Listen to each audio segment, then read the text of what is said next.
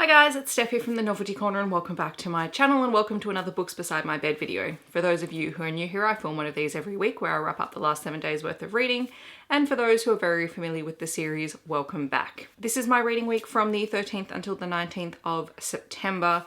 I read a total of 5 books this week. That included 2,292 pages and my yearly reading total is up to 301 books. This week I read 4 novels, one of which was an audiobook, and I also read an anthology collection as well. So let's start talking about books.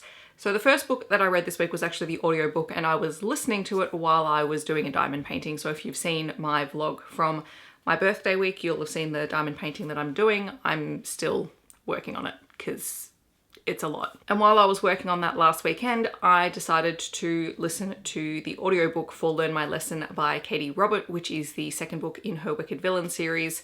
You guys know I own the physical copy of it. I've also read it. I think this might be the 4th or 5th time that I've read the book now, but because the audiobooks are dropping for the Wicked Villain series, I also wanted to listen to them, so I did. Learn My Lesson was originally released in 2019 in ebook form, so it's a 2020 audiobook release.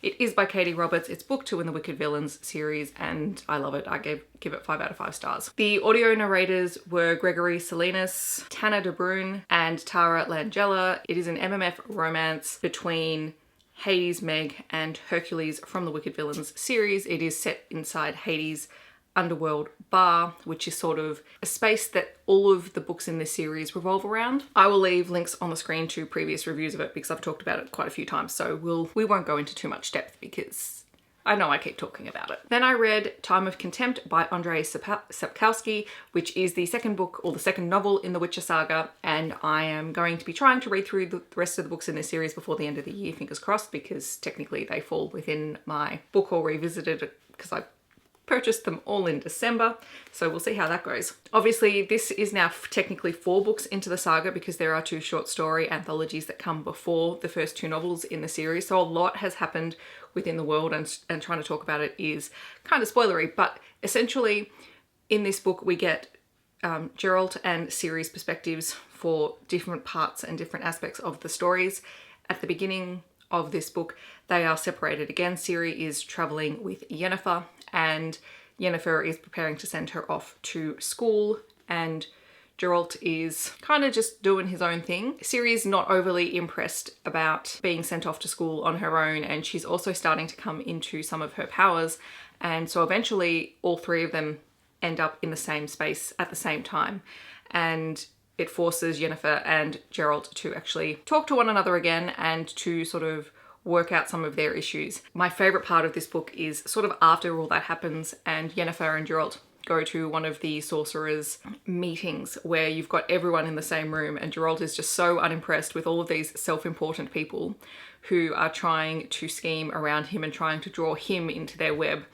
And that entire sequence was just absolutely delightful. There is so much humor in these books that's really dry. I don't find it always super obvious, but it's the stuff that I really love. And essentially, I suppose this story is really about how the elves and the non-humans are really becoming restless within this world where they're oppressed, and how the sorcerers are trying to make more grabs for power, and how all of this sort of explodes in everyone's faces. That's Time of Contempt. I will be continuing the series sometime soon. Then I read Get a Life, Chloe Brown by Talia Hibbert. This is the first book in the Brown Sisters series. It was a 2019 release from Piatkus, and I gave it 4.5 out of 5 stars. We follow Chloe Brown, who is a young woman who has fibromyalgia, and so chronic illness, chronic pain, and she has spent her entire life playing it safe, and she lives with her family, and she's sort of not really stepping outside her comfort zone. And then she's nearly in a car accident. This happens right in the first chapter, and it really shakes her and forces her to think about how she wants to live her life. And so she starts creating a list of things that she wants to try before anything happens to her, because she's just very concerned that she's going to end up dead and not have achieved very much at all. Step 1 is moving out of her family's mansion and living on her own, and she ticks that off pretty quickly. And then she has another list, which include things, I'm going to read it because otherwise I'm going to forget. Enjoy a drunken night, ride a motorbike, go camping, have meaningless but thoroughly enjoyable sex, travel the world with nothing but hand luggage, and do something bad. And along the way, she enlists the help of the superintendent of her condo complex apartment, Redford or Red. And yeah, the two get up to shenanigans. I did forget to say at the start of this review that there is a content warning at the start of the book, because this book does deal with a character who has experienced domestic abuse. And I really appreciated that, because it's actually not the woman or the lead female character who has had the history of domestic abuse. It's actually the man. And I thought it was very tactfully handled in this book, and it made perfect sense within the context, because it does come up and it does cause issues, because Red is still, you know, going through the motions of processing and dealing with his past romantic relationships. So I thought that was really fantastic. So great representation, well worth checking out. Also very funny. And then I quickly follow that up with the second book in the Brown Sisters series, Take Hint, Dani Brown. Again, Talia Hibbert. This is a 2020 release from Piatkus. This one I gave 5 out of 5 stars. And to be honest, I was really desperate to read this book, which is why I went and started at the start, although you could probably read them out of order if you really wanted to. I like continuity if I can manage it. And I've heard so many of my favorite romance podcasters talk about this book over the last couple of months that I wanted to read it. And at the moment I am going where and reading the books that I really want to read. So this is why it happened. So in this story, we follow Dani, who is Chloe's sister, and she is an academic and she works at a university, and there she's struck up this friendship with the security guard of her building, Zafir, who she sort of just knows from seeing him every day. But we find out really quickly that they've actually learned quite a lot about each other through their interactions, which have happened prior to the start of this book. They just don't really realize it.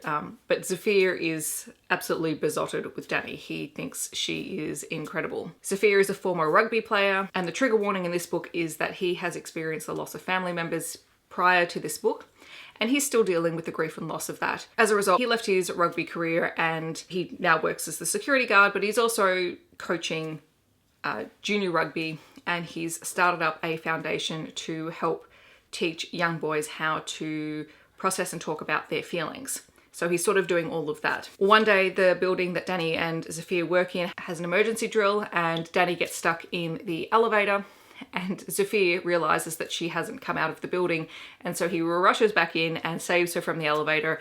And as he's carrying her out of the building, it's all caught on video, and it sort of goes viral on social media because people think that it is absolutely adorable. And suddenly Zafir is recognized. And as a result of all this media, his charity starts to get some recognition. Dani and Zafir eventually decide to fake date because there is a lot of speculation around them. A lot of it's really positive, and it's also bringing awareness to the work that he is doing with these kids. So they decide, for the sake of that, they'll play this up for a little while because, you know, they're friends. Dani doesn't mind, and she's quite happy to flirt with him. This one was very cute, very funny. I really enjoyed it. Yeah, I think Dani is an amazing character, so if you get a chance to read it, definitely do. Then I read Naughty Brits, which is a novella anthology by 5 different authors. It is a 2020 release from No Bird Press, and I'm going to go through sort of the novellas individually and give you my rough ratings for them. And just super quick synopsis. So the basic premise behind this is they're all contemporary novellas, and they all center around this one event that takes place. So for some people, this event is the culmination of the story. For others, it is the jumping off point. All the main characters in these stories end up at this event at some point within their story. So that's the connection. So the first book, you have A Duke Worth Falling For by Sarah MacLean, which is her first contemporary story. And this features an American photographer or an American celebrity photographer who sort of had a fall from grace and is in the English countryside taking photos for this event, and she ends up falling for a duke in hiding. And in my head, I just kept picturing Henry Cavill in this role. So yeah, it was great. I gave this one 5 out of 5 stars. It was my favorite of the entire collection. There Was Better With You by Sophie Jordan, which is my first taste of Sophie Jordan. I gave this one 3.5 out of 5 stars. This is between a controversial self-help author who is touring around Europe, and she is assigned a bodyguard because she has received some threats. And so it's a bodyguard romance, and I enjoyed it, and I really liked Sophie Jordan's writing style.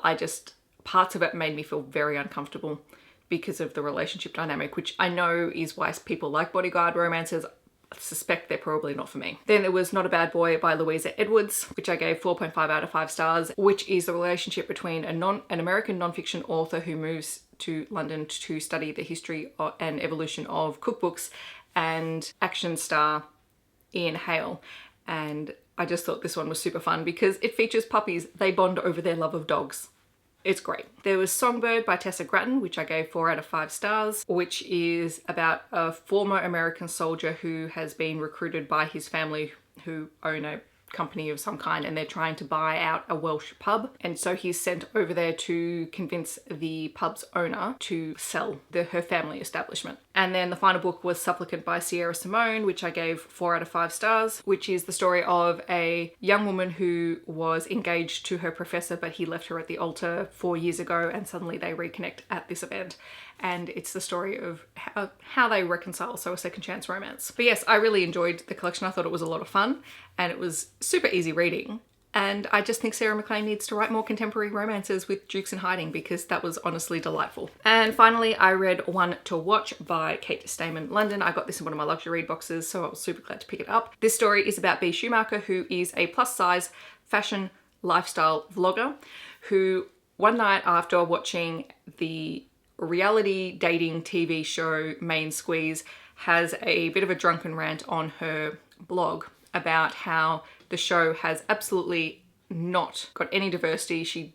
Like, the magic's gone, because how can you connect to people who you don't relate to? This sort of controversy stems from it, and so eventually for the next season of the show she is approached to be the star of the show and to show people that everyone can find love. And of course it's not as simple as that, and the show doesn't quite do what it needs to do in order to make it as diverse as you would like. So there's a real big commentary on, one, the entertainment industry, but also what it's like to feel represented and to feel safe in your own skin. I have to say, I loathe reality TV shows with a passion, and there is a special hell reserved for dating reality TV shows, and you will never ever find me watching one. But I found the story really interesting because it did have that commentary, and you do get it from Bea's perspective. You find out the parts that are super uncomfortable, and you find out the parts that, you know, she wishes she could, or the paths she wishes she could take with the show, but you can't because it's a TV show. So yes, this was adorable. It has multiple mentions of Chris Evans, who I just adore. So any mention of Chris Evans in a book gets,